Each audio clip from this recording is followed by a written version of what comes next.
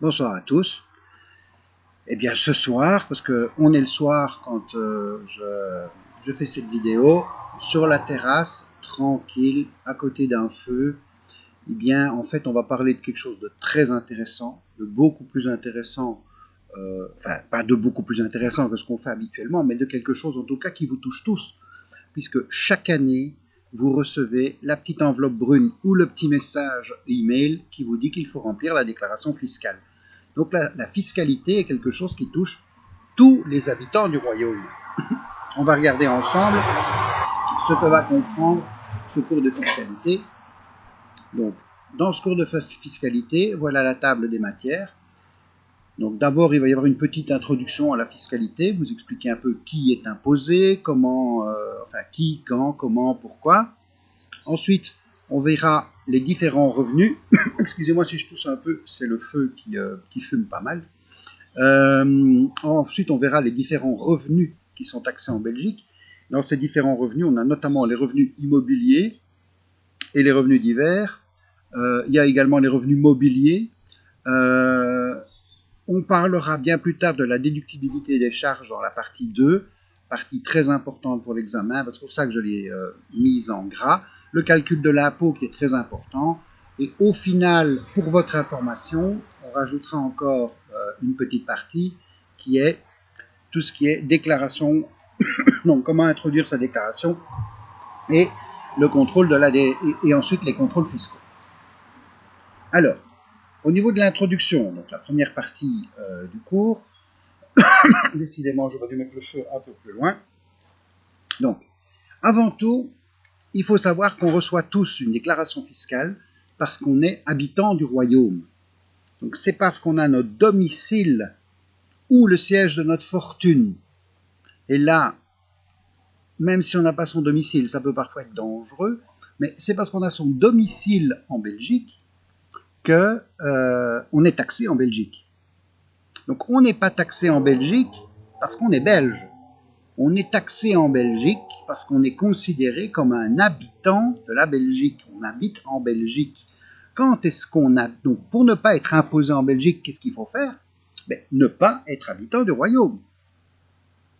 Alors, c'est quoi un habitant du royaume? C'est quelqu'un, si on est inscrit au registre de la population en tant que résident belge, on est habitant du royaume. Il faut être résident plus de la moitié de l'année, c'est-à-dire plus de 183 jours en Belgique, 365, 183 jours, c'est ça, en Belgique, pour être habitant du royaume. Comment ne pas être habitant du royaume? C'est très simple. N'habitez pas plus de 183 jours en Belgique sur l'année et ne vous déclarez pas comme domicilié en Belgique.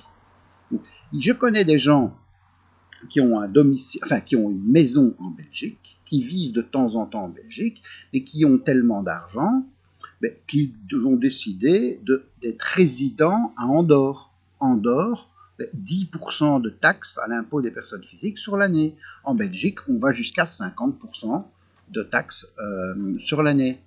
Vous voyez pourquoi j'ai voulu vous parler de ça dans une ambiance un petit peu plus feutrée, à l'extérieur, comme ça, un soir dans le jardin, parce que on parle de petites choses comme ça, très intéressantes. Et donc, imaginez que vous habitez à Andorre, 10% de taxes. À Andorre, pour être résident andorrain, il faut y vivre que 3 mois par an.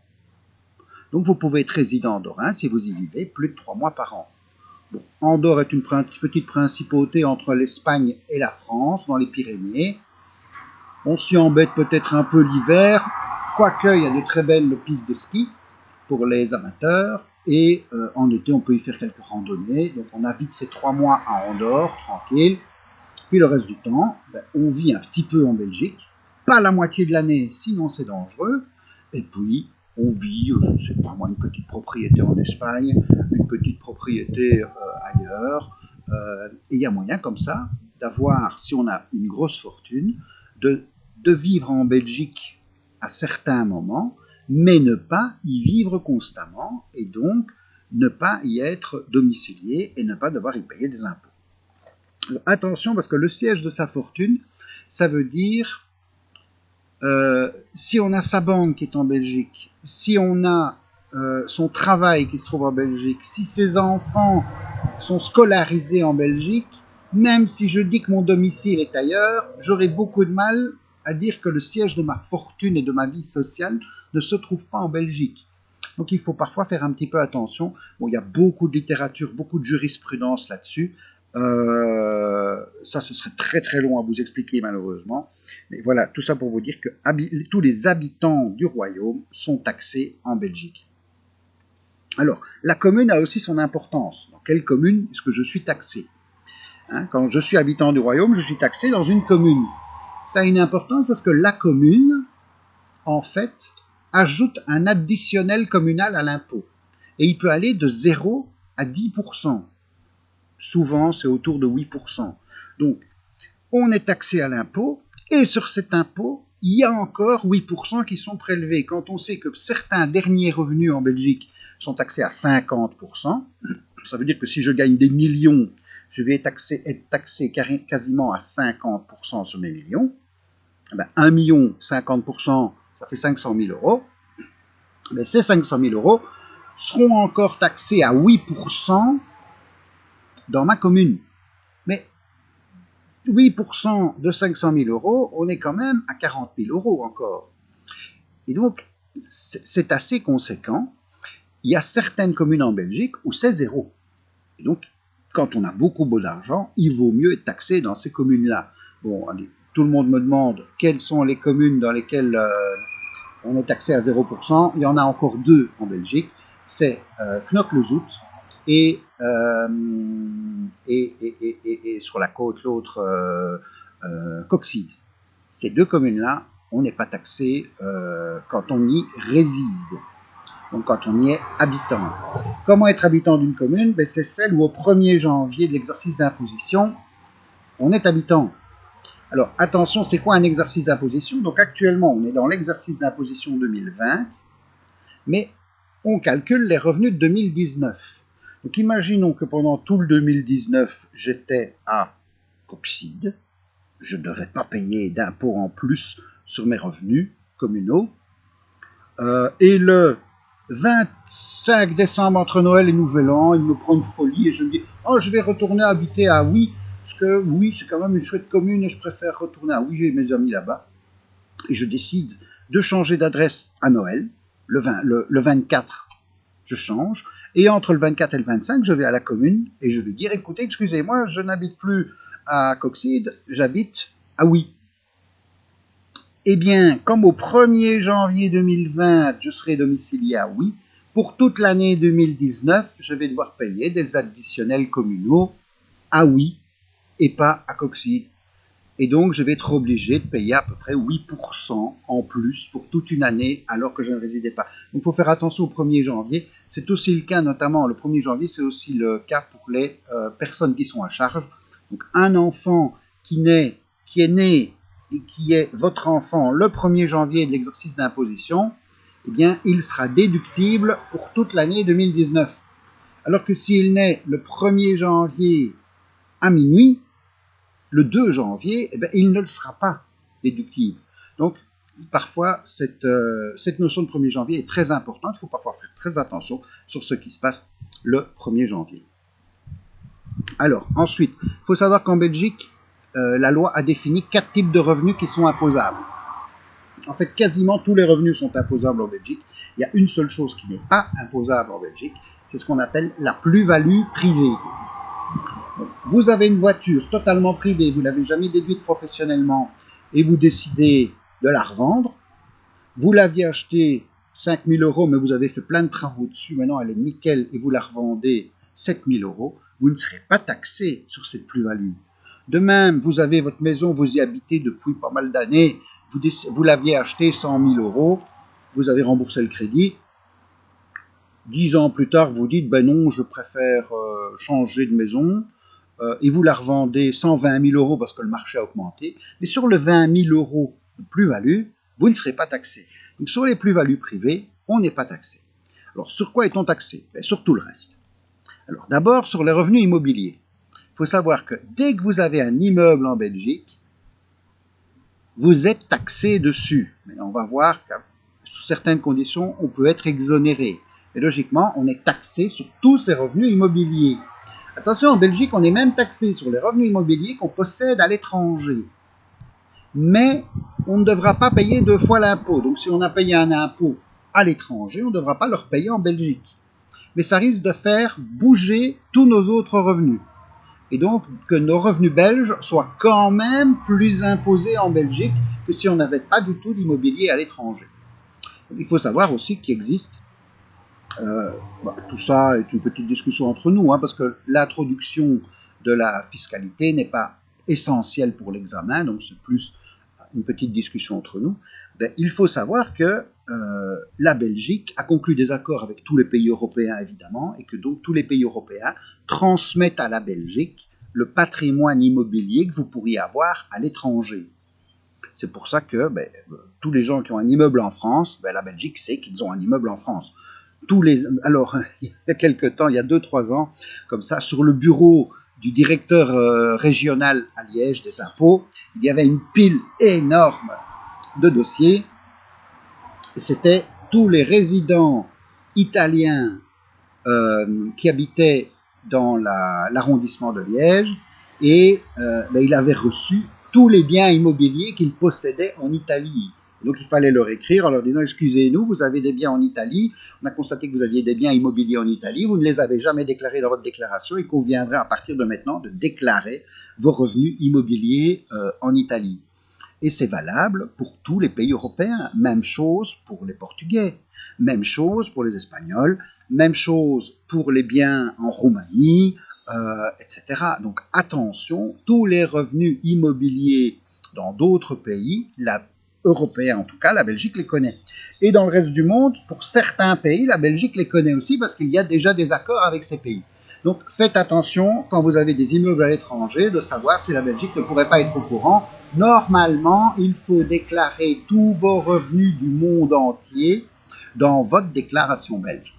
Donc ça, c'est pour les revenus immobiliers. Ensuite, on a les revenus mobiliers. C'est quoi les revenus mobiliers? C'est les revenus issus de tout ce qui est mobilier, c'est-à-dire soit des actions ou de l'argent qui dort sur des comptes d'épargne en Belgique, ou de l'argent qui dort à la banque.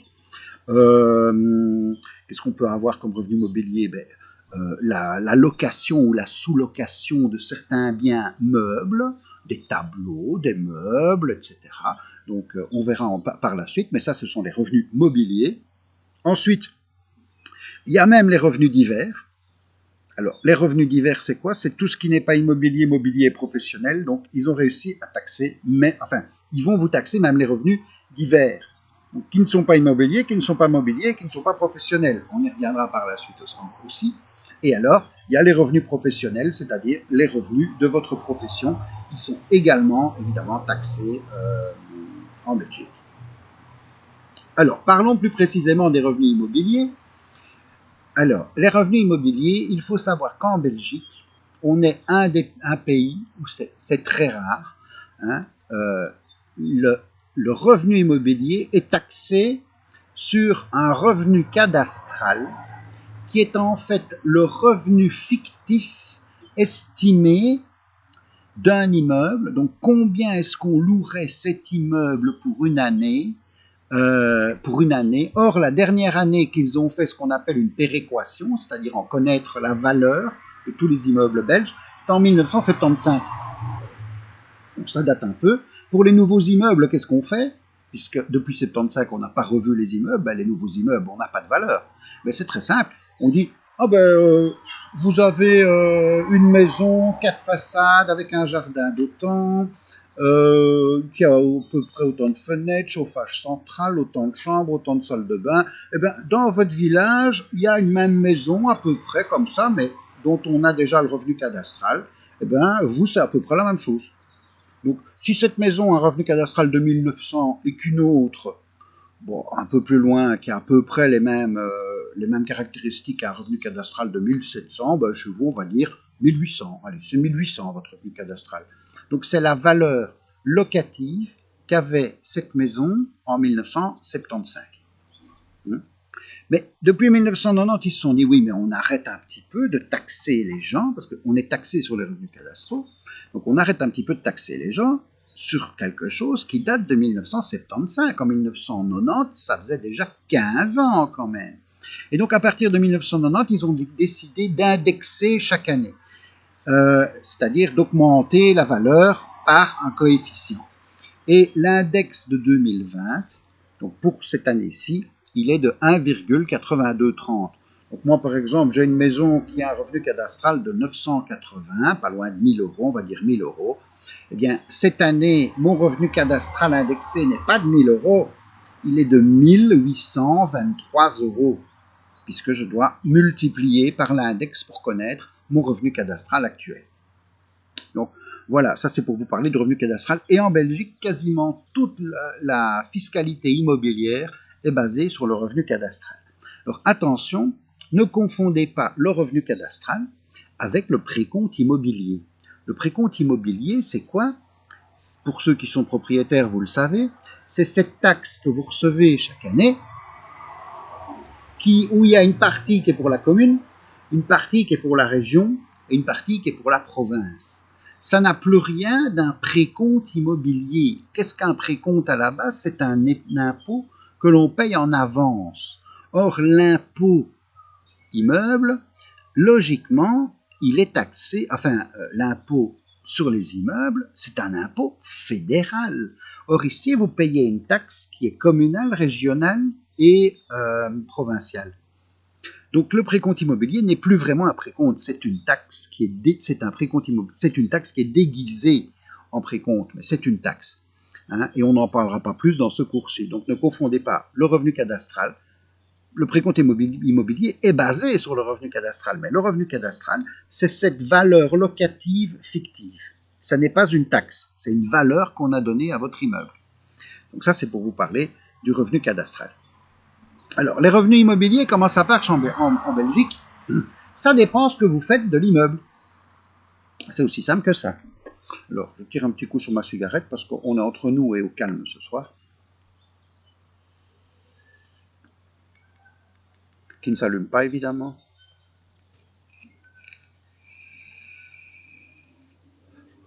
Alors, si vous entendez quelqu'un qui crie après Léon, ce n'est pas mon épouse qui crie après quelqu'un qui s'appelle Léon, c'est un pan qui se trouve dans le quartier et qui crie très fort. Alors, donc, la base imposable des immeubles en Belgique, les immeubles sont taxés selon leur affectation. Donc, si c'est imaginez que vous ayez une maison et que c'est votre maison d'habitation. Eh bien, vous n'êtes pas taxé sur votre maison d'habitation. Là où vous habitez, vous n'êtes pas imposé dessus. Si jamais, dans cette maison, il y a une maison et vous y exercez votre propre activité en personne physique, vous n'êtes pas imposé non plus.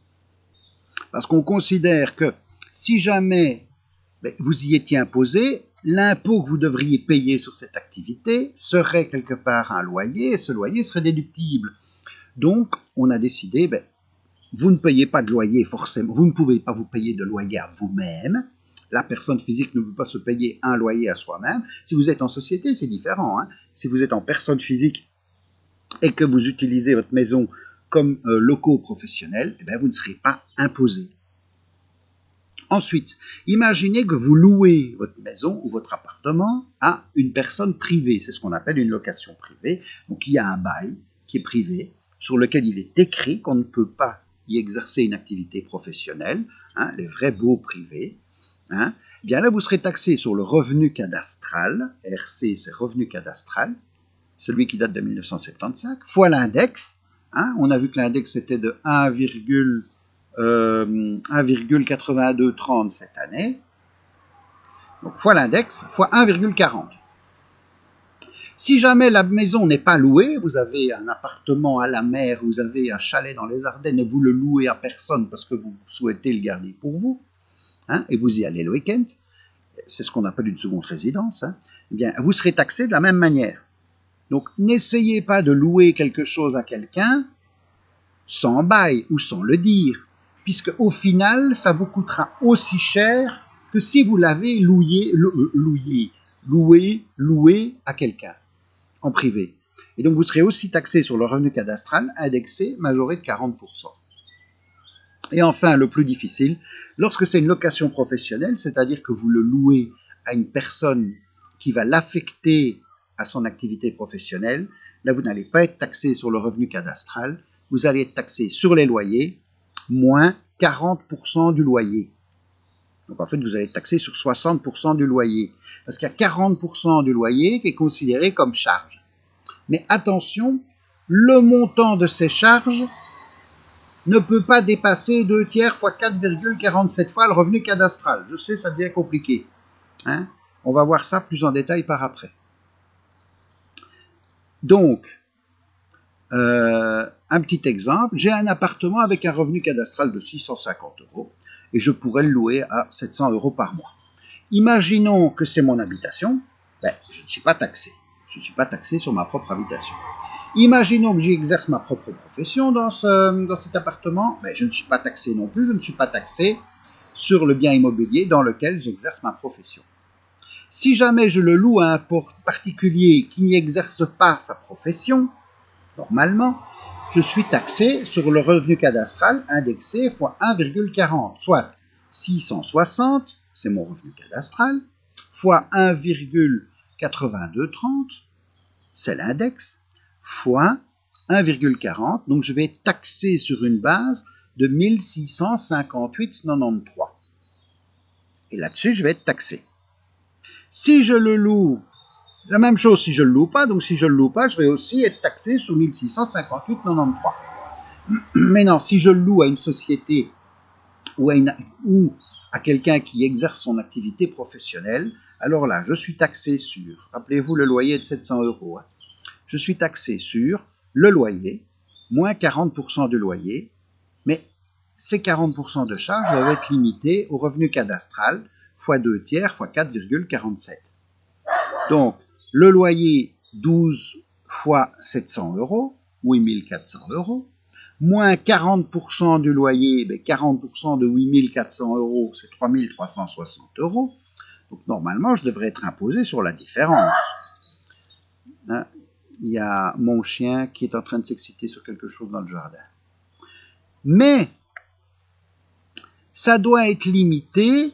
Donc, ces fameuses charges, ces 40 fois 8400 €, sont limitées au revenu cadastral fois 2 tiers fois 4,47. Et ça fait 1937 €. Donc, les charges de 3360 € ne peuvent pas être de 3360 €, elles sont limitées à 1937 €. Et donc, au final, je vais être taxé sur les 8400 moins des charges, mais qui sont limitées à 1937 €. Donc, 8400 € moins 1937 €, je vais être taxé sur 6427 €. Je vous rappelle quand même que si je le loue à un particulier, je suis taxé sur 1658,93. 1658,93 €, 6427. Donc ça me coûte beaucoup plus cher en impôts de louer à quelqu'un qui exerce une activité professionnelle plutôt qu'à quelqu'un qui habite simplement sans exercer d'activité professionnelle. Donc il y a deux choses sur lesquelles je dois attirer votre attention. C'est donc, si vous êtes un jour locataire et que vous exercez une activité professionnelle alors que vous avez un bail privé, vous avez loué un appartement à un propriétaire, vous avez signé un bail, il est écrit dessus que vous n'y exercez pas d'activité professionnelle, mais rien n'empêche que vous y exerciez quand même une petite activité professionnelle, c'est-à-dire que vos bureaux soient là, ou que vous enregistrez votre siège social à cet endroit-là. Mais surtout, ne déduisez pas de loyer dans votre déclaration fiscale en termes de charges. Sinon, l'administration fiscale va dire vous avez un loyer comme charge professionnelle.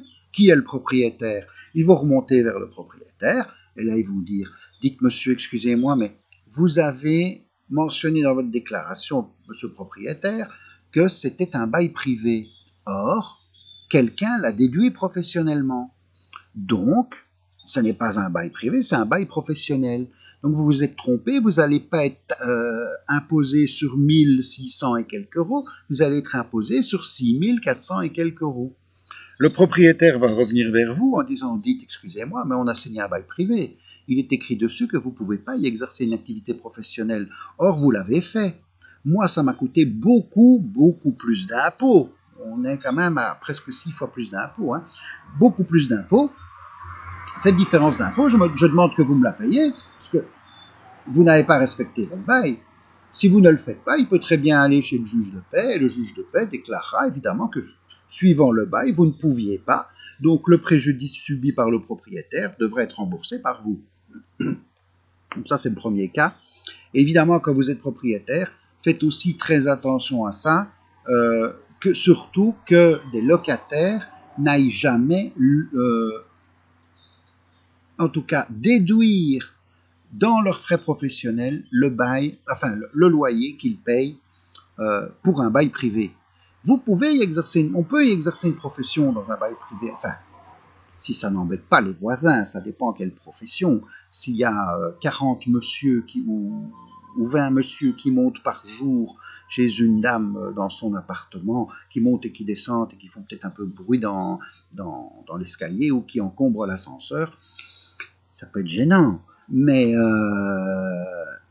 sinon, bah, je ne sais pas moi, un comptable ou quelqu'un qui a juste son bureau, qui est informaticien et qui a son bureau chez lui, mais ça ne pose pas de problème en soi, mais ne jamais déduire son loyer dans ses frais professionnels quand le loyer est privé, en tout cas. Voilà, ça c'était l'attention que je voulais porter votre attention sur ce point-là. Ensuite, il y a les revenus mobiliers. Les revenus mobiliers, ben, en fait, c'est facile.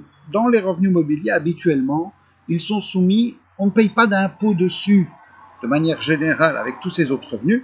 Ils sont soumis au précompte mobilier libératoire. C'est-à-dire qu'au moment où vous touchez de l'argent, eh bien, il y a 30% qui est retenu à la source. Vous allez en encaisser 70, vous.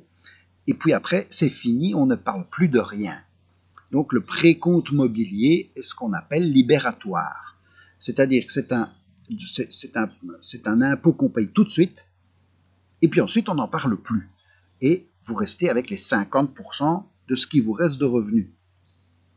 Alors, les autres revenus mobiliers,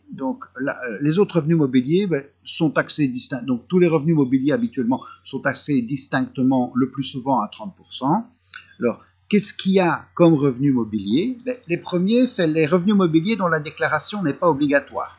Vous ne seriez pas obligé de mettre dans votre déclaration fiscale que vous avez touché ces revenus. C'est tous les produits bancaires.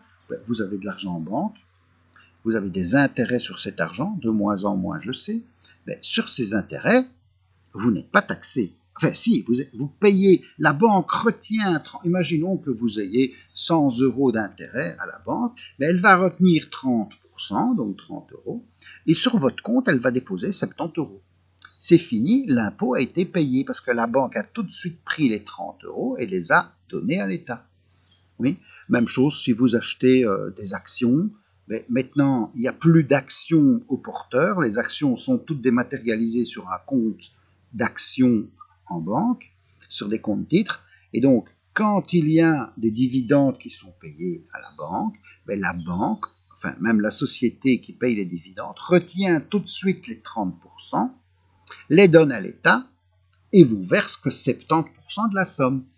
Donc ces revenus-là ne sont pas obligatoirement, on ne doit pas les mettre dans la déclaration obligatoirement.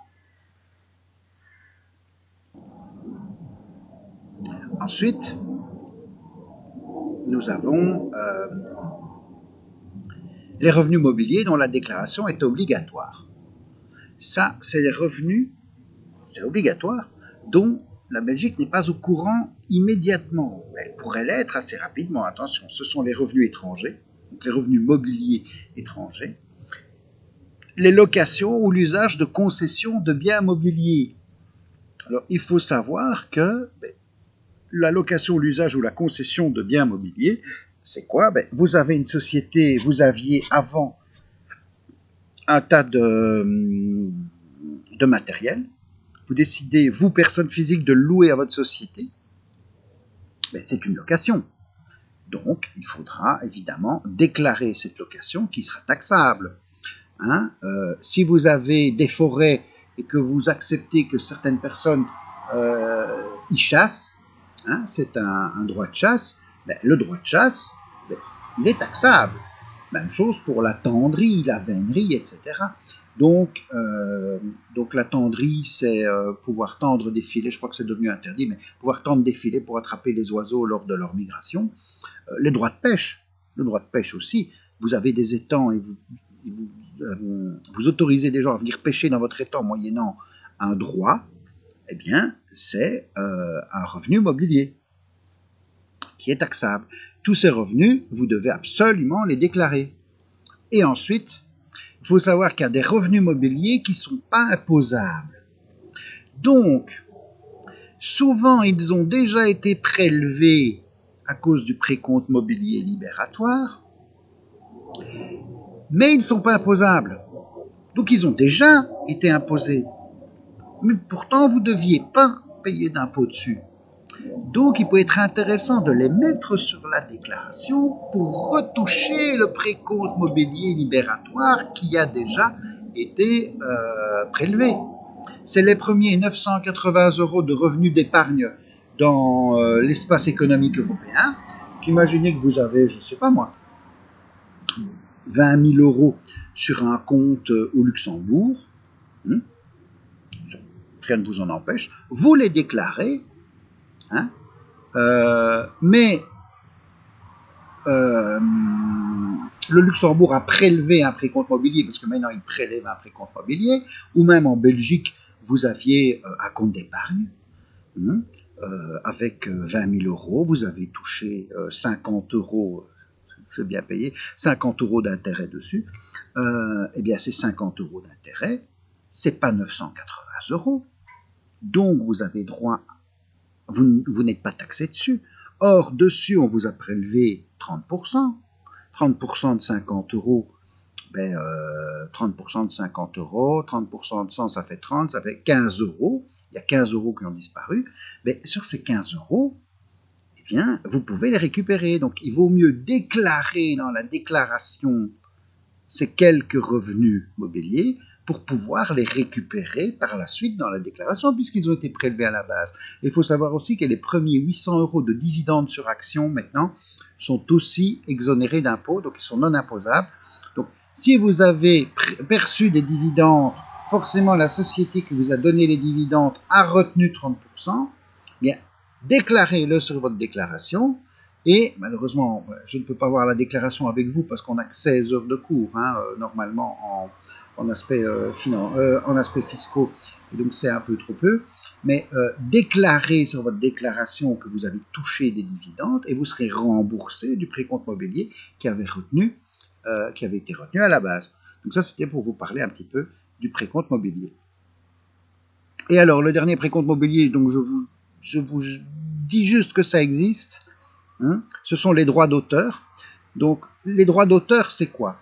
Ce sont des revenus propres. Donc, les droits d'auteur, c'est vous créez des œuvres, parce que vous êtes architecte, parce que vous êtes musicien, parce que vous êtes compositeur, parce que vous êtes écrivain, parce que vous créez des sites internet, parce que vous êtes publicitaire.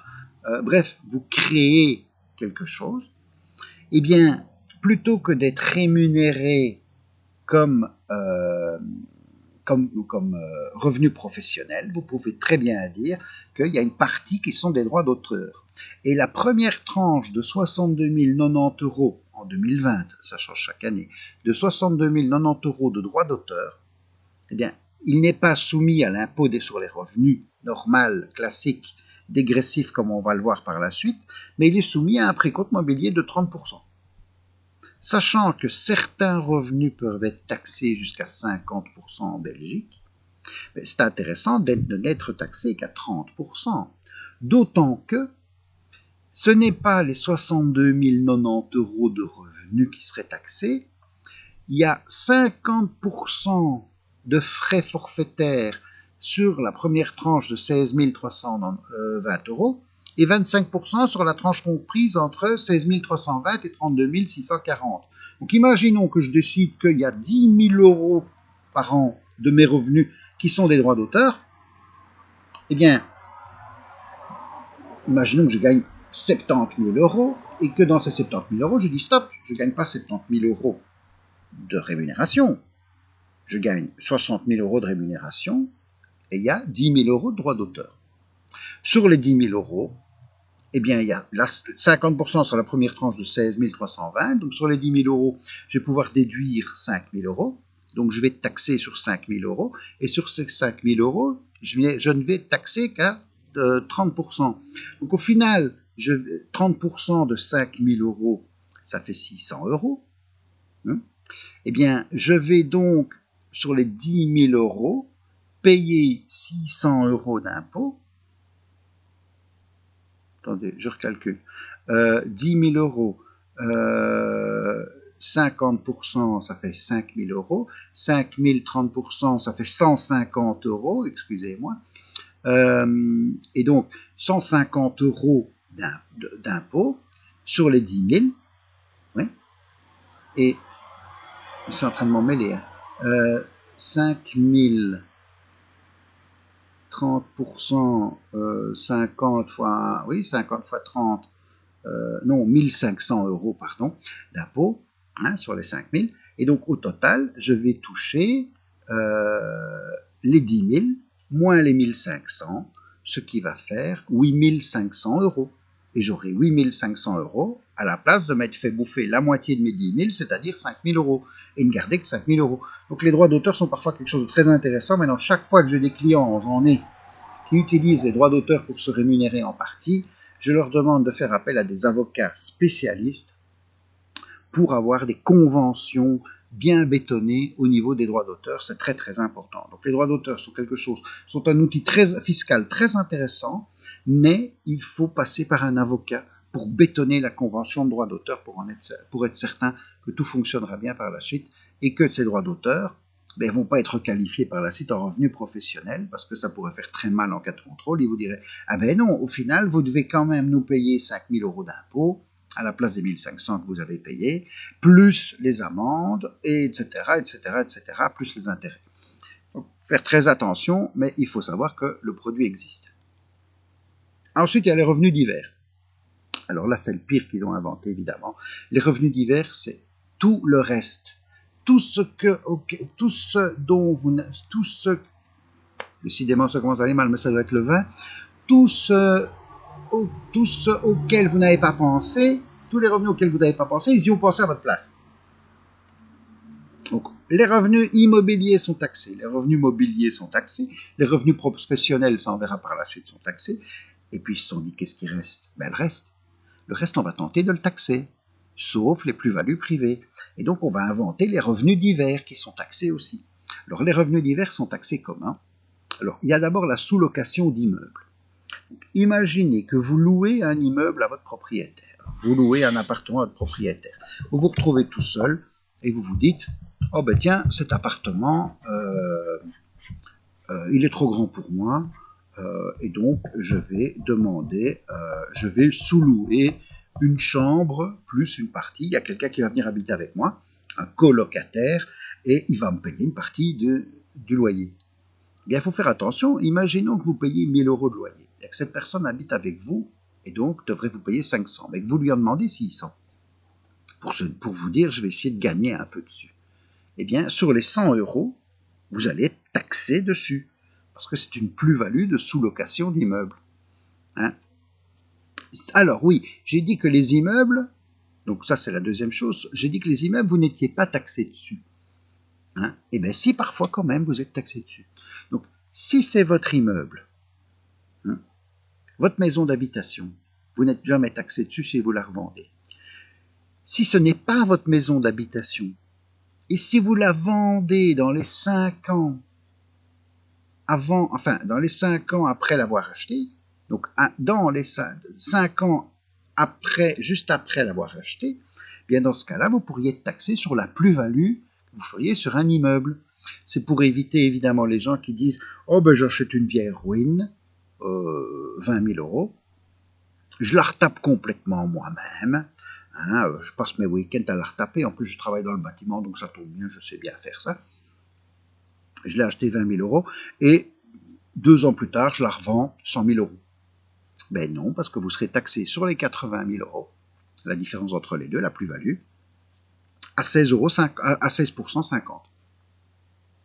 Donc faites attention, ils y ont pensé, et donc c'est dangereux de revendre un immeuble qui n'est pas sa maison d'habitation avant les 5 ans après l'achat.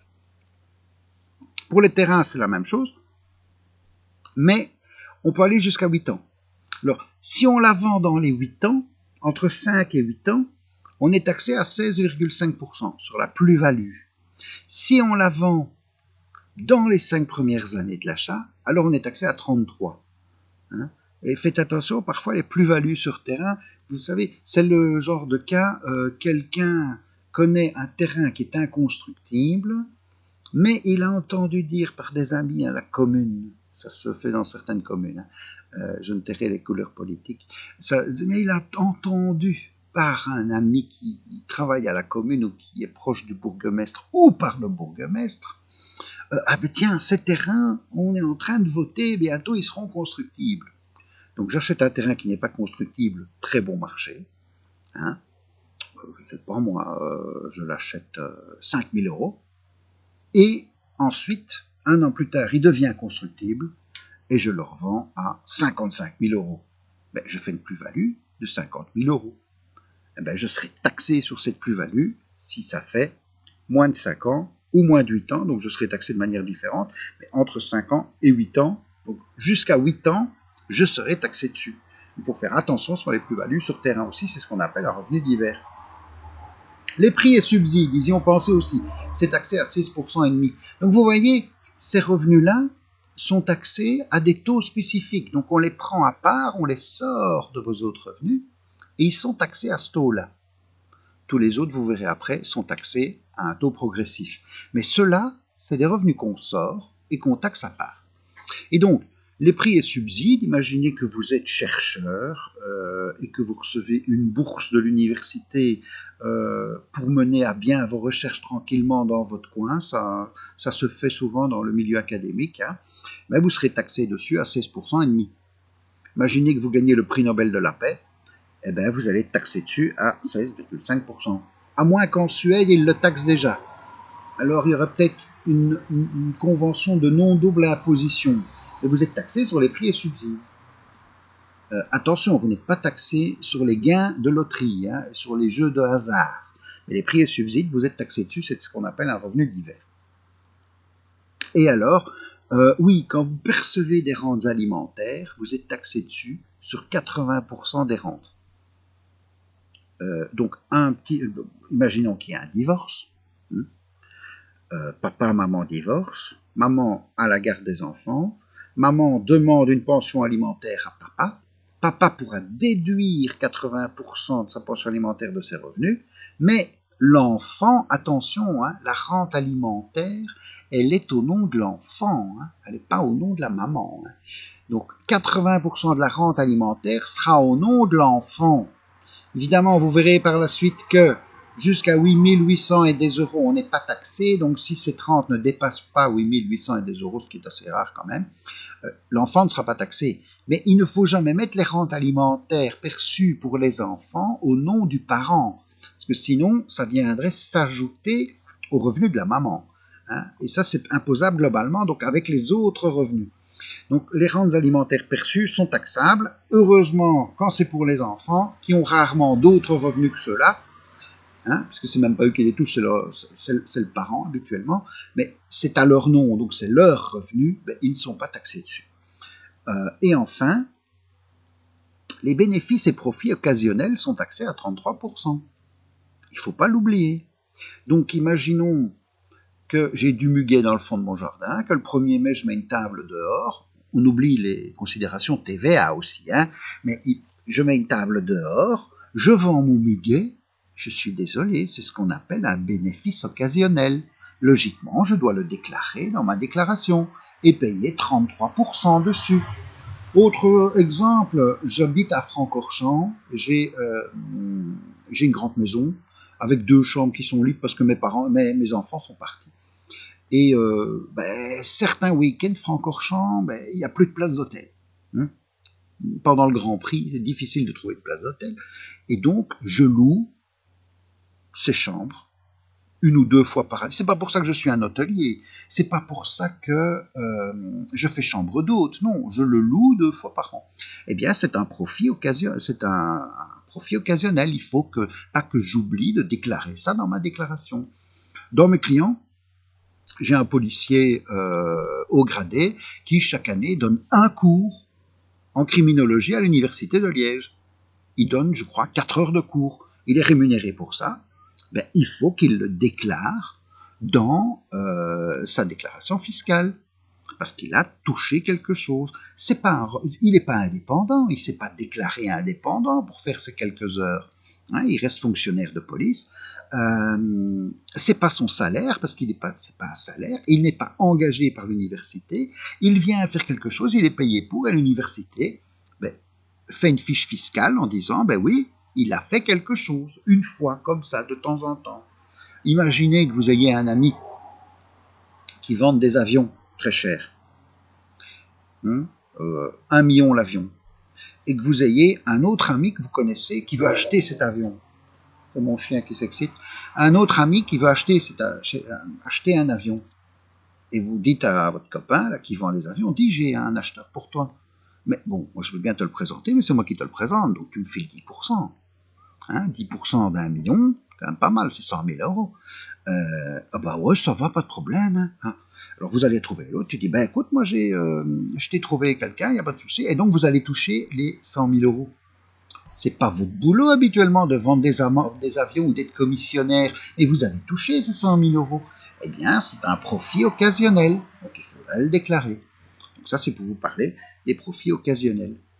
Et ensuite, on va parler des revenus professionnels, mais ça, comme il y a déjà pas mal de temps qui est passé, il y a déjà 45 minutes de vidéo, je vous le ferai, commencerai à vous parler des revenus professionnels dans une vidéo suivante. Et comme on est le soir, qu'il est tard et qu'il commence à faire très noir, je vous souhaite une bonne nuit. À bientôt.